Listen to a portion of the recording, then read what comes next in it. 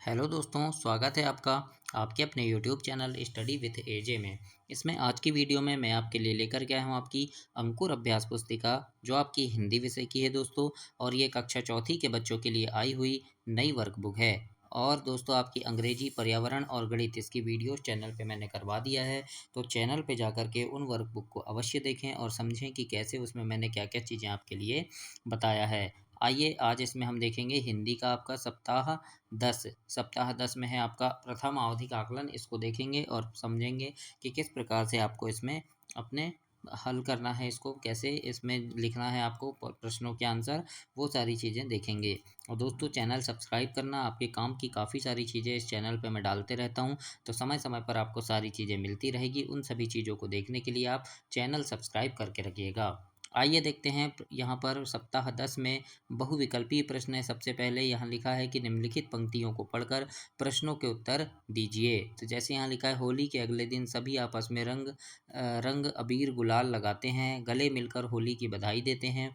यह त्यौहार पुराने बैर भाव भूलकर भाईचारे का संदेश देता है। तो इसको आपको पूरा पढ़ना है। और नीचे प्रश्नों के उत्तर है। प्रश्न जैसे एक में लिखा है कि रंग अबीर गुलाल लगाने का त्यौहार कौन सा है, तो ब नंबर सही उत्तर होगा इसमें होली। तो यहाँ हम ऐसे होली लिख देंगे बच्चों, है ना। तो ऐसे आपको लिखना है। दूसरा है यहाँ पे प्रश्न 2 कि होली का त्यौहार हमें संदेश देता है। तो क्या संदेश देता है? भाईचारे का देता है। तो अ नंबर इसमें सही उत्तर होगा भाईचारे का। और उसी प्रकार से हम यहाँ पर ऐसे लिख देंगे उसका उत्तर। तो ऐसे आपको कंप्लीट करना है ये। 1.3 में देखते हैं कि एक दूसरे से गले मिलना व्यक्त करता है। क्या व्यक्त करता है? तो ये सामाजिक एकता को व्यक्त करता है। तो स नंबर हमारा सही उत्तर होगा। तो यहाँ हम लिखेंगे सामाजिक एकता। इस प्रकार से आपको ये कंप्लीट करना है। 1.4 में है कि बैरभाव का आशय क्या है? तो बैरभाव का आशय है दुश्मनी का भाव। तो स नंबर इसमें आपका सही उत्तर होगा। और 1.5 में है कि पिचकारियाँ शब्द का एक वचन क्या होगा? तो पिचकारियाँ, पिचकारियाँ यानी बहुत सारी पिचकारी। तो एक वचन यानी एक पिचकारी है, तो क्या बोलेंगे हम? पिचकारी बोलेंगे। तो अ नंबर इसमें सही उत्तर होगा। इस प्रकार से आपको ये कंप्लीट करना है। और ऐसे ही आप अपनी वर्कबुक में करेंगे बच्चों। इसके बाद प्रश्न नंबर 2 है आपका। और इसमें लिखा है, दिए गए उचित शब्दों से रिक्त स्थानों की पूर्ति करो। तो यहाँ पर शब्द है जैसे नीम, मरण, तेज, कोकिल कंठी, मोर, पीपल, अवतरण। तो इनको हमको सही जगह पर भरना है, कौन से शब्द कहाँ आएंगे। तो जैसे यहाँ लिखा है देखो कि खालिस्तान पक्षी के बहुत सुंदर होते हैं पंख। तो किसके होते हैं? मोर के। तो हम यहाँ लिख देंगे मोर पक्षी के। दूसरा है मच्छरों से बचने के लिए, तो यहाँ आएगा नीम की पत्तियाँ जलानी चाहिए। फिर है रविन्द्रनाथ टैगोर अच्छा गाते थे, इसलिए उन्हें कोकिल कंठी कहते थे। इस प्रकार से यहाँ कोकिल कंठी आ जाएगा। फिर है घोड़ा तेज दौड़ता है, वाक्य में विशेषण क्या है? तेज है ना। मतलब घोड़ा दौड़ता तो है, लेकिन कैसे दौड़ता है? तेज दौड़ता है। तो उसकी विशेषता कौन सा शब्द बता रहा है? तेज शब्द। तो यहाँ हम तेज लिख देंगे। फिर दूसरा है कि जन्म शब्द का विलोम क्या होगा? तो विलोम यानी उल्टा। तो जन्म का उल्टा हो जाएगा मरण। तो इस प्रकार से आपको यहाँ खालिस्तान को ऐसे लिखना है और ऐसे आप इसे कंप्लीट करेंगे बच्चों। इसके बाद प्रश्न नंबर 3 है। इसमें लिखा है अति लघुत्तरीय प्रश्न, है ना। और दोस्तों, चैनल सब्सक्राइब करना, क्योंकि आपकी तिमाही, छमाही, वार्षिक परीक्षा जो होगी उसमें किस प्रकार के प्रश्न आएंगे, कैसे उनके उत्तर आपको लिखना है ना। तो इसकी अभ्यास प्रश्नों की वीडियोज़ मैं चैनल पे लेकर के आता हूँ परीक्षा के पहले, जिसमें आपके परीक्षा में आने वाले महत्वपूर्ण प्रश्न होते हैं, जिन्हें पढ़ कर के आप परीक्षा में काफ़ी अच्छे नंबर ला सकते हैं। तो अपने पेपर की वीडियो देखने के लिए भी चैनल सब्सक्राइब करके रख लेना, ताकि जब भी मैं वीडियो डालूँ आपको वो वीडियो मिल सके। आइए देखते हैं प्रश्न 3.1। इसमें लिखा है कि श्रवण कुमार तीर्थ यात्रा पर किसे ले गया था? तो इसके उत्तर में लिखना कि अपने माता पिता को ले गया था। तो इस प्रकार से आप लिखेंगे अपने माता पिता को। प्रश्न नंबर 3.2 में लिखा है, दयावती क्यों खुश क्यों हुई? तो उत्तर में लिखना कि चोर ने बूढ़ी माँ से कहा कि हम कभी बुरा काम नहीं करेंगे। ये सुनकर दयावती खुश हो गई, है ना। तो इस प्रकार से आप इसका उत्तर लिखेंगे दोस्तों। इसके बाद अगला प्रश्न है, वल्लभ ने चोट लगने के बाद क्या किया? तो उत्तर में लिखना कि सड़क के पत्थर को निकाल कर फेंका। इस प्रकार से आप इसमें लिखेंगे। अगला प्रश्न है कि फूलों से हमें क्या सीख मिलती है? तो हम उत्तर में लिखेंगे, फूलों से हमें हमेशा हंसते रहने की सीख मिलती है ना। पढ़े ना, फूलों से नित हंसना सीखो। तो ये आएगा कि फूलों से हमेशा हंसते रहने की सीख मिलती है। अगला है, ओह यह तो बहुत बुरा हुआ। इस वाक्य में सही विराम चिन्ह लगाकर लिखिए। तो देखो, ओह लिखेंगे और यहाँ पर ये विराम चिन्ह लगाएंगे इस प्रकार से हम, और लिखेंगे यह तो बहुत बुरा हुआ। इस प्रकार से आपको लिखना है, और लास्ट में यहाँ पूर्ण विराम भी ऐसे लगाना है। तो ऐसे आप इसे कंप्लीट करेंगे। इसके बाद 3.6 में देखते हैं, लिखा है दिए गए वाक्य में रेखांकित शब्द का लिंग बदलकर लिखना है। जैसे यहाँ लिखा है पहला गुलाब जामुन दादी को मिला, तो दादी में देखो नीचे लाइन खींचा गया है, तो इसका हमको लिंग बदलना है, यानी दादी का दादा हो जाएगा, है ना। तो ये क्या है, अभी दादी स्त्रीलिंग है तो इसका पुल्लिंग बनाएंगे हम, तो हम ऐसे ही लिख देंगे पहला गुलाब जामुन दादा को मिला, है ना। उसी प्रकार से जैसे ये है सेठ ने पैसे दिए, तो सेठ का क्या हो गया सेठानी, सेठानी ने पैसे दिए। इस प्रकार से आपको लिखना है बच्चों, और वीडियो को लाइक ज़रूर करना दोस्तों, चैनल सब्सक्राइब जरूर करना। अब देखेंगे लघुत्तरी प्रश्न। इसमें प्रश्न है कि हमें बाधाओं का सामना कैसे करना चाहिए। तो इसका उत्तर लिखेंगे कि हमें निडर होकर बिना डरे साहस के साथ बाधाओं का सामना करना चाहिए। इस प्रकार से आपको लिखना है इसमें। आगे है 4.2 में कि राखी के त्यौहार को रक्षाबंधन क्यों कहते हैं।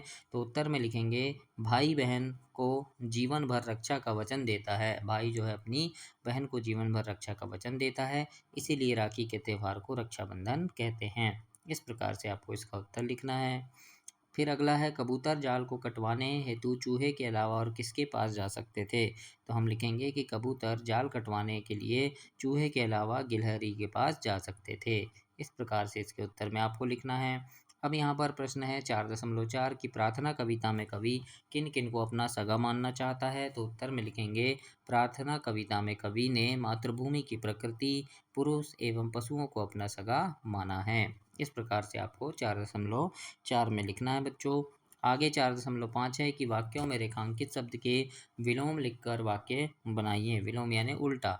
जैसे लिखा है उसका काम अच्छा है, तो अच्छा का देखो उल्टा हम लिखेंगे, अच्छा का क्या होगा बुरा, तो हम यहाँ लिख देंगे उसका काम बुरा है।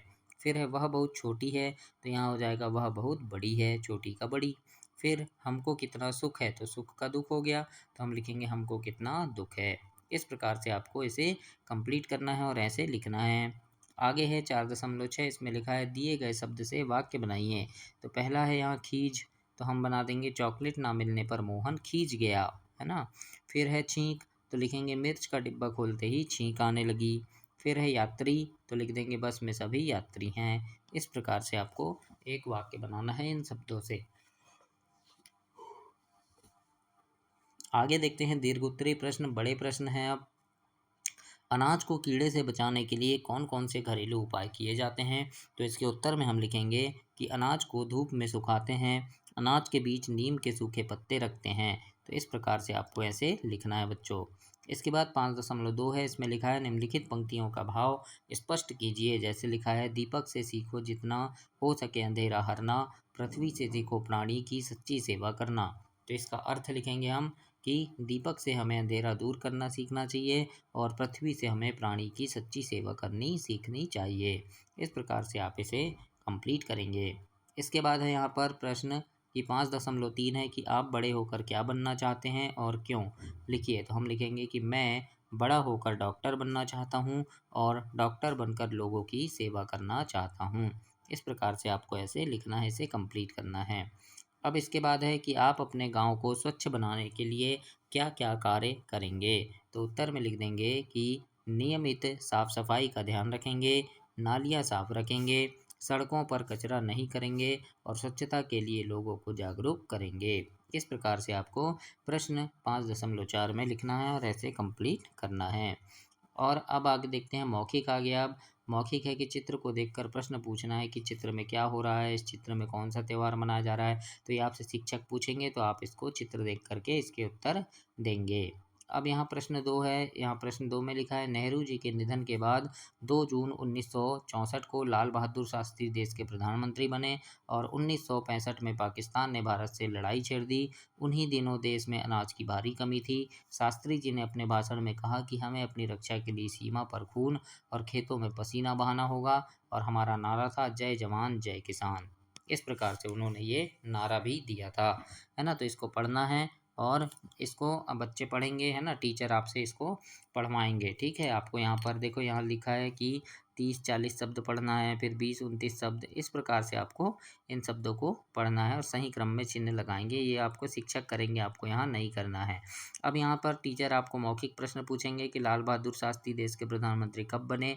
तो आप जब इसको पढ़ेंगे, देखो तो यहाँ पर लिखा है 2 जून 1964 को, तो आप ऐसे बताएंगे, है ना। मौखिक प्रश्न यहाँ से आपको मौखिक प्रश्न शिक्षक करेंगे तो आपको बताना होगा। तो इस प्रकार से ये मौखिक प्रश्न है।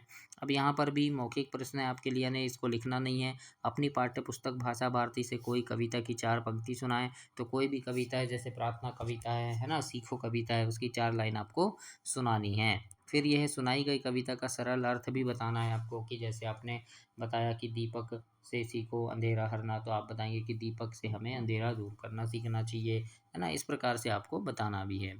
फिर यहाँ पर है कि प्रार्थना कविता के कवि प्रभु उपकार क्यों मान रहा है, प्रभु का उपकार क्यों मान रहा है, तो आपको इसका उत्तर बोलकर बताना है। तो यहाँ जो भी प्रश्न है इनके उत्तर आपको मौखिक पूछेंगे सर आपके, और आपको इन्हें कंप्लीट करना है। अब यहाँ पर है किसी एक विषय पर स्वतंत्र अभिव्यक्ति, यानी आपको किसी, यानी आप अगर मोर होते, यानी आप अगर मोर होते तो आप क्या क्या करते।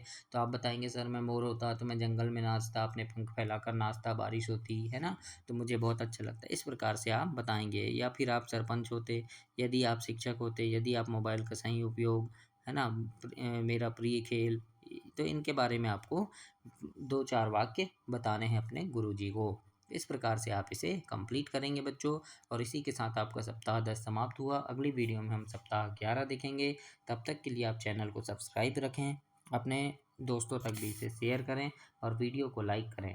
धन्यवाद।